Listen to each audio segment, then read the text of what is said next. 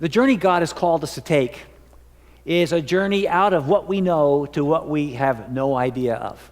It's something so radically different that if you were to sit down with a pad and paper, with a pen and pad, and try to describe what it was that God's going to be doing in your life a day from now, a year from now, 5 years from now, you'd never even get close to what he has in mind. It's just all about God changing us at such a deep level. The only word we can use is transformation. And to give you an example of what a transformation looks like, I want to tell you a story about a funny little boat. Back in 1928, a man living in Australia named Len Morris built a little boat, named it after his wife. It was 11 feet long, kind of looked like a sunfish, if those of you who have gone sailing on the lake or whatever might imagine. Of course, it was all made of wood and looked pretty old-fashioned. You can sort of see it there on the left. It was 11 foot long. He named it Olive, after his wife. He built a second one, named it Whoopee, because it must have been a lot of fun. And then the third one he named Flutterby. And these were basically down-home projects. But this 11-foot dinghy became so popular down in Australia that they eventually created their own little class of boats, the Inverloch 11-footer class. Now, on the other side of the globe, here in the United States, another guy by the name of Joel Van Sant was building, for some reason, 11-foot boats. And he named his the American Moth Boat. Now, a few years later, there was such an interest in these little dinky boats that they put them all together, regardless of the differences in shapes and so on, and just made an 11-foot boat class called the International Moth Boat Association. One of the fun things about the International Moth Boat Association was they let the boats be different.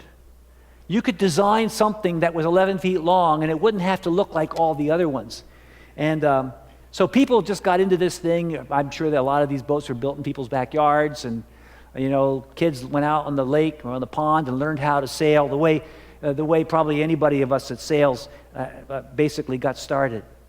Now, little sailboats are a lot of fun, but they're not expected to go very fast. If you can get your boat going 5 or 6 miles an hour, that's a big deal. And if it's really windy and the boat has a flat bottom, it may actually plane and go twice as fast as that. Nothing really compared to what a motorboat can do. So 5, 10 miles an hour, boy, 10 miles an hour, you'd think the whole world was coming to an end. You'd be going so fast. Except that some of those inventors kept tinkering around with the moth boat. And here was a boat you could change. And somebody got the idea of putting 2 wings underneath the moth boat. And when they did that, it gave the boat the ability to jump up on basically what are called hydrofoils and start going a whole lot faster than 5 or even 10 miles an hour. In fact, these little boats have set world speed records for monohulled boats, over 30 miles an hour, when somebody figured out how to make them fly above the water instead of sitting in the water. I just wonder what Len Morris and Joel Van Sant would say if they could see their creation now. They designed these little boats under a certain set of assumptions. A, that they would float, and B, that they would only go so fast because they'd be pushing their way through the water. And now all of a sudden, these boats are up above the water, zooming along at speeds that would rival a motorboat, set free to fly not through the waves, but above the waves. Paul, in writing to the Galatians, in fact, in everything he ever wrote in the Bible, desired to see you and me do the same thing.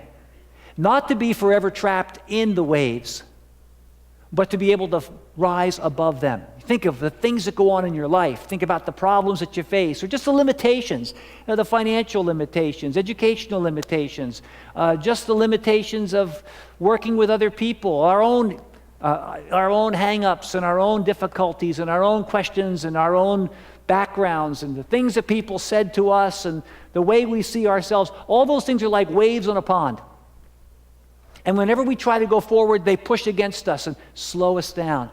In fact, it's such a normal thing that we take it for granted. We have assumptions about ourselves, that we can only do so much, that we can only go so far. Sometimes we verbalize them. We just say, oh, I just can't do that. Other times we don't even know that we can't do that. We don't even try. It never even occurs to us to take that step and go do that new thing. I can remember my little grandsons, twin boys, 4, 5, whatever, 5, 6 years old, maybe 5 years old, going up to Lake George where there is a dock that goes out into maybe waist-deep water. Now, these kids didn't grow up around the water. I mean, they would get to the lake occasionally, but every summer they would come to Lake George for a week. And one of the great things to do when you're a little kid is to run full speed down that dock and then launch yourself and do a cannonball into the lake. It took all week to get one jump that first summer that they were able to do that. What was going on? In their little heads, I can't do that. They could walk up to the edge and look down, and they'd walk back. Oh no, come on, you can do it. No. They couldn't imagine what they would be doing, in fact, a year later and now forever, finding 1,000 ways to jump off the end of a dock, spin around and cannonball or dive or belly flop or whatever you choose to do. Because you see, they hadn't been there yet, and they were enslaved by their own self-limiting thoughts.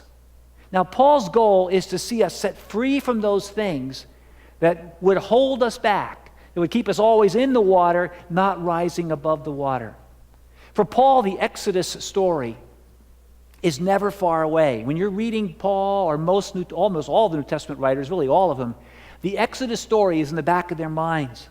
It's the story of God taking people who couldn't think outside the box of being slaves and turning them into free people who were his children.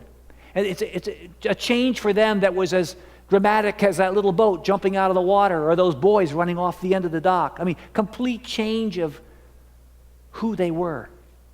And this Exodus journey, as you read the Old Testament Exodus story, has some basic waypoints or markers, things that Paul picks up on as he's telling the story of your Exodus journey, and my Exodus journey of following Jesus. Anybody familiar with the original Exodus story knows that it starts in a place of slavery. The first marker is slavery. Israelites were forced into slave labor for Pharaoh, a labor that was intended to destroy them as a people. And Paul, when he talks about our new Exodus journey of following Jesus, taps into that same reality. He says in Galatians 4, 1-3, let me put it like this. As long as the heir is a child, he is no different from a slave, even if, in fact, he is master of everything. He is kept under guardians and stewards until the time set by his father. Well, it's like that with us. When we were children, he's talking spiritually now, we were kept in slavery under the elements of the world. We all know, those of us who can think back to when we were kids, that we saw the world a certain way. We really couldn't see the person that we are now. We might have some ideas. One day I want to be a fireman, or one day I want to be a policeman, or one day I want to be a nurse or a doctor or whatever. But those were just sort of thoughts that ran through our heads based on people that we met. We didn't even know what we would be. Probably most of us, if we look at our life's journey, would never have imagined we would all end up here. I can remember driving a truck full of lobsters going to Montreal. I was just out of college, and they stuck me in a truck, and they pointed me down the road, and I would travel all the way up Route 89. And I remember how glad I was to see the 2 golf balls. There used to be 2, those of you who have been here a while, when I was coming back from Montreal, because those were the sign that I was coming back to the home country, to America. Never did I imagine I'd be living underneath one of those for 32 years. It never would have occurred to me. If anybody had said, you're going to be a pastor in St. Albans, St. Albans to me was a place where you refilled the truck with cheaper gasoline. And believe it or not, back then, you could get off the interstate, but you couldn't get back on. Anybody remember that one? Oh yeah, you could get off at Highgate, and then they made you drive all the way through town and get back on down here. Because St. Albans must have been worried that they'd lose all the business. Yeah, I think they got tired of that after a while and decided to let people back on the interstate. But I had no idea of who I would be. And Paul says that's the way it was in our spiritual journey. We were still in that infancy or that child stage, being governed and controlled by something else that kept us sort of in our place until we were ready for full adulthood. Now, Paul has an interesting term here. He says we were enslaved under the elements of the world. Those elements of the world mean the basic building blocks of how the world works. Now, for Paul, he's talking here about the Old Testament with all of its rules and regulations and all of its way of structuring the Jewish people to prepare them for the time when Jesus would come. But another way of thinking of the elements of the world is just the way the world is. And that really gets to this point that you and I are in so many ways enslaved by our perception of reality. This is just the way it is. Things can't be different because we've learned how it is, and we can't imagine a world in which it isn't that way. I've got a little dog. Little dogs are so perceptive. I mean, everything is like going all the time. The big dog walks in the room, flops over, and takes a nap. Little dog walks in. If there is one piece of furniture that is 3 inches away from where it was before, what happens? He'll stay there. It's like, dude, it's a chair. He's letting us all know it's not the same here. Because he's such a slave to the reality that we had created, and he runs around and everything's right where it's supposed to be. And we are like that. We are so locked into what we are and what we think of as normal that we can't even begin to fathom what God has for us. So Paul says, you were slaves to just the basic way the world is. And that would be the end of the story. Until somebody puts wings underneath the boat and changes the reality entirely. So the second marker, the first one is slavery. The second one for the Exodus story is freedom. You know, in the original Exodus story, God set his people free by displaying his power over creation and by defeating Pharaoh. Well, Paul picks up this same theme in our new Exodus in verses 4 and 5. But when the fullness of time arrived, God sent out his Son, born of a woman, born under the law, born into our reality, you see, so that he might redeem those under the law, so that we might receive adoption as sons.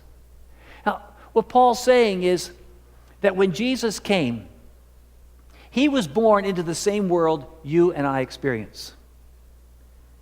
He was born into a world with things like gravity and day and night and hunger and thirst and sleeping and waking. He was born into a world where people caught colds or worse. He was born into a world where people had fears and suspicions and where people took power over other people. He was born into the same world that you and I know.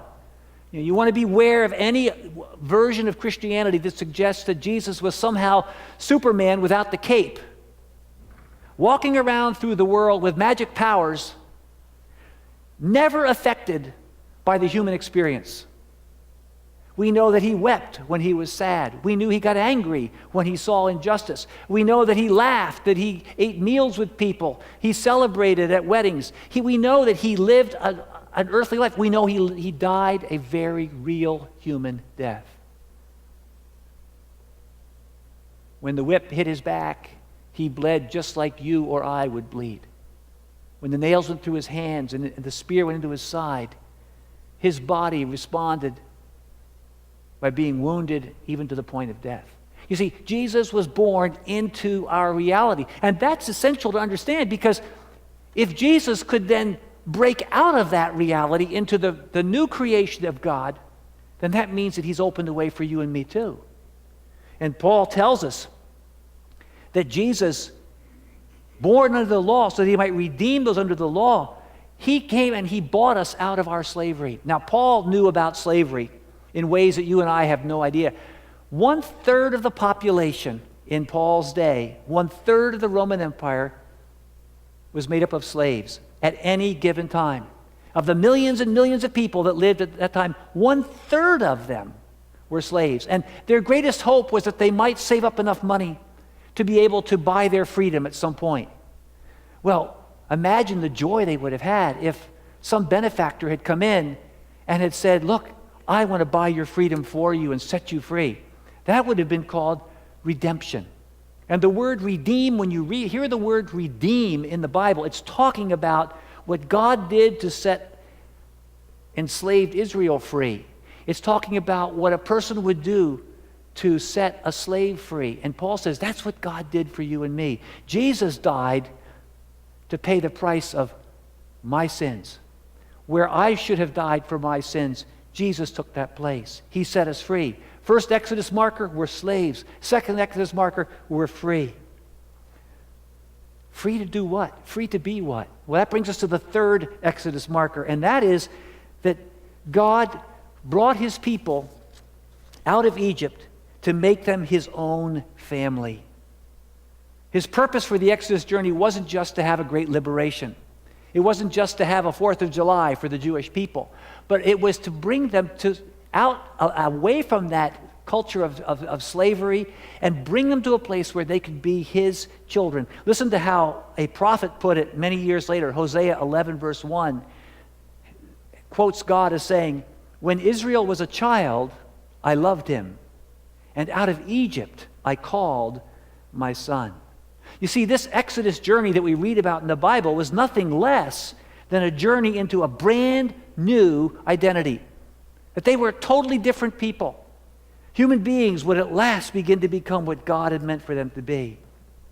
And Paul points out that while that first Exodus started a process of bringing us into God's newness, that now God has taken that to the final step and put wings underneath the boat, as it were, so that we can become what God meant for us to be all along. Again, in verses 4 and 5, I'll repeat the verses, but look at the last part. When the fullness of time arrived, God sent out his son, born of a woman, born under the law, so that he might redeem those under the law. Now here, so that we might receive adoption as sons. Adoption as sons. It was well known back in those days that a person could adopt someone from another family and make them their heir. This was not just as we think of adoption, of taking a baby, maybe that doesn't have a family, or the mother can't raise the baby. But literally, if you were a wealthy person and did not have an heir, you could talk to a family friend and say, "Can I adopt your son? And he can take over my estate and be my heir." And these contracts were made. In fact, even the emperor himself, the great Caesar who built up the Roman Empire, was the adopted son of Julius Caesar. So they understood that a king or an emperor would take someone and put them next in line. And that is what God was doing through the Exodus story. He was taking the slave people, the bottom of the rung, bottom of the ladder, and elevating them to say, "You are my next in line. You are my child. You'll rule in my place." Well, Paul says the same thing is happening on our new Exodus journey. That number one, we were slaves to the way this world operates and to all of its sin and brokenness, but God set us free through Jesus. Why? So we become God's children. Now, the little boat that began as a dinghy bobbing around in the pond got its underwater wings and lifted off. It got a new name in the process. In fact, they call it the Mach 2. There you can see the moth up there on the sail. They still call it a moth, but they call it the Mach 2 because it goes way faster than the original moths. That little boat has broken speed records for single-hulled boats. It has a new identity. When you say now that you're going to go out and sail your moth, people in the sailing world have a totally different idea of what you're talking about. It means you're going to go so fast that we're going to need a stopwatch to figure out where you're going to be. One thing that little boat needs, though, before it can move, before it can assume that new identity, is it needs somebody to take it out and sail it. And the same is true with our Exodus journey in Jesus.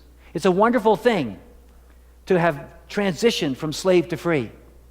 It's a marvel that we're now called God's children. But these things only prepare us for the reality of our new identity. What does it mean to be on this journey? What does it mean to have a new name? What does it mean to be set free? How do I live that out? And that new reality is summed up in the last of these Exodus markers. God living in us in full fellowship. Listen to what Paul says in verses 6 and 7.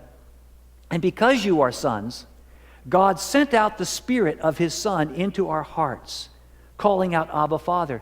So you're no longer a slave, but a son. And if you're a son, you're an heir through God." When you read the Exodus story, the story tends in our minds sometimes, maybe from watching a movie or whatever, to be all about the Red Sea parting and Pharaoh chasing the Israelites. All those are really powerful parts of it. The plagues, and, the flies and the boils and the darkness and everything. But what happens after the people get free? There they are in the desert. And God's feeding them and caring for them. You can imagine somebody saying, okay, now we're here. Now what? What's it all about? We're God's children. So what's that all about? You may wonder that yourself when you take that journey to follow Jesus and you put your trust in him and you come to believe that he died and rose again for us and gives us that new life, and you begin to start that journey, and then comes the big question, so what? What's it all about? Well, the answer is in the Exodus story that when God brought the people to a place of freedom, the first thing he did was formalize for them a way in which he could live with them. He instructed them to build a special construction, a tent. We call it the tabernacle, a fancy word for tent. It was very elaborate, made with the finest quality materials. And in fact, if you're reading the book of Exodus, it goes on for chapter after chapter. There are all these chapters that tell you how to build it, right down to the measurements of the tiniest details. Then, all the next chapters repeat everything that was in the how to do it, but they actually did it. And the final thing that happens is that God comes and dwells in that place. And that's where the whole story was going all along. It wasn't just about slavery or freedom. It wasn't even just about having the ability to be God's child. It was about God moving into the neighborhood, God being in our midst. And that's what Paul's saying here happens on our new Exodus journey, with one difference. On our journey of following Jesus, we are not instructed to build a tent for Jesus. We're not instructed to build a fancy shrine and say, here is where you will find God. Because instead, God has said, from now on, I live in you. You see what he says there? God sent out the Spirit of his Son, where? Not into a tent, not into a church, not into a shrine. He sent out the Spirit of his Son into our hearts. God moves into you and me. Paul says that God has once again come to dwell, to tent among his people. But you and I are the tent. The Spirit settles in our hearts and births the reality that we're God's children. Through him we call out, Daddy. You ever wonder, okay, so God wants to change me. How on earth is he going to do that? Well, he can only do that if he lives inside of you, in your mind, your thought, your emotions, growing you from the inside out. It's all too easy to be lulled into thinking that the world around us is the only true reality. The more I think about what God's trying to do in my life, and the more I look at where I'm making progress and where I'm not, the more I'm convinced that the biggest obstacle to my moving forward is what I see in the mirror every morning. Oh, I could list 1,000 things that would be, oh, wouldn't it be great if? I could do so much more if. You know what the biggest problem is? Right here. It's not about enough money or not enough money. It's not about enough books or not enough books. It's not about my wife or my kids. It's not about the church. Or it's not about Vermont. It's not about what's going on in the world today. None of those things determine whether I move forward or not. What holds me back is what I take for granted and assume about me, thus not even giving God a chance to do something new. David, in Psalm 19, he said, Lord, to protect me from secret sins, things I don't even know I'm doing. Don't let them have power over me. Because he had come to see that sometimes when he thought he was right, he was wrong. And he didn't even know it. You see, you and I are going to always be enslaved to our old way of doing things if we sit in the driver's seat. But you know what happens when you let God sit in the driver's seat? He starts taking you places you never knew existed. I think of that little moth boat. It's a great little boat. It can have its little wings underneath and its perfect sail. I guess these things cost thousands and thousands of dollars. But you know what? It'll just sit in the water like all the rest of the boats unless two things happen. The right person sits down inside that boat and the wind starts to blow. Now, there's some great pictures online of those boats crashing. Believe me, if I got in one of those and the wind came up, it would not be pretty because I wouldn't know how to handle it. Isn't that true in our own lives? Jesus wants to come and not just watch you do your life, not just shout orders to you from heaven. He wants to sit in the boat and say, "Excuse me, I'll sail, you ride." And the Holy Spirit says, "And I'll be the wind, thank you very much." And then all of a sudden, instead of bobbing along in the water, bumping into every wave, we feel ourselves lift up and we're moving like we never knew it was possible. And God's doing things in our lives that we never imagined could happen. Now, I don't know what it is that God has for you. I don't know what He has for me. But let me tell you this. His plan for this week, His plan for this year, His plan for 5 years from now would blow your head off if He gave it to you all at once. You and I would look at that and go, that could never happen. That's why He doesn't give us all of it at one time, because we could not begin to fathom what He wants to do, what lives He wants to touch, what habits He wants to change, what addictions He wants to break, what other people He wants to touch in ways that we can't imagine. There are people watching your life right now, watching you like a hawk. Not because they hate you, not because they despise you, but because they want something they don't even know the name of, and they're getting a little whiff of it from you. And they're watching. And as you pray for them, God loosens things in the spiritual realm. As you walk out that life faithfully, as you die to your old self, you wreck this world. You wreck it. You know, that little dinky boat, 11 feet long, zooms through the harbor one time. Do you know what that does to every sailor in the world? I guess I'm not going to brag about my 5 miles an hour next time. You've just seen the other side. All of a sudden, it's like, oh, we can fly?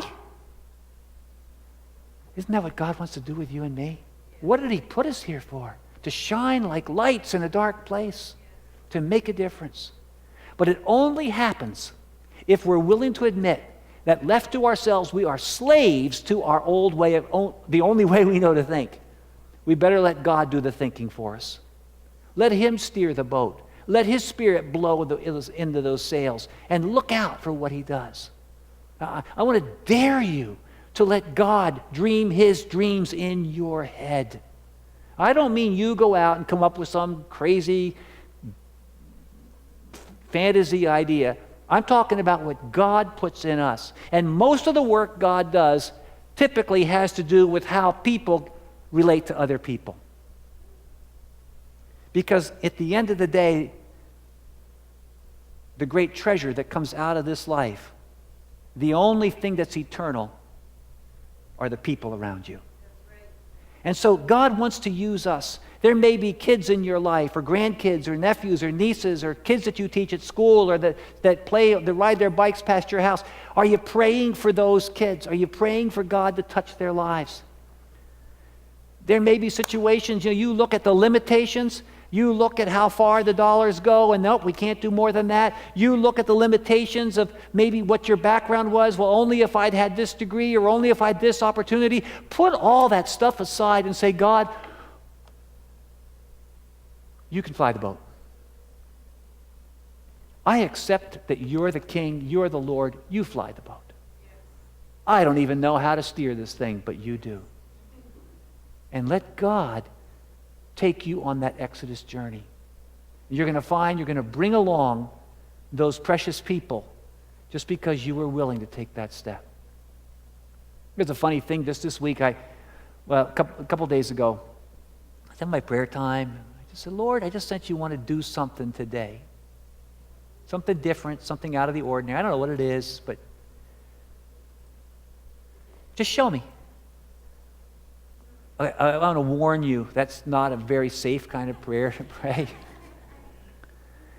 Because as that day unfolded, a big deal thing in my little world took place. I'm not going to share what it was, very personal, but it involved just a blessing to some other people in my family. And when that opportunity came, I could just feel the Holy Spirit, blowing on the sail. This is what you asked for. This is what I saw coming.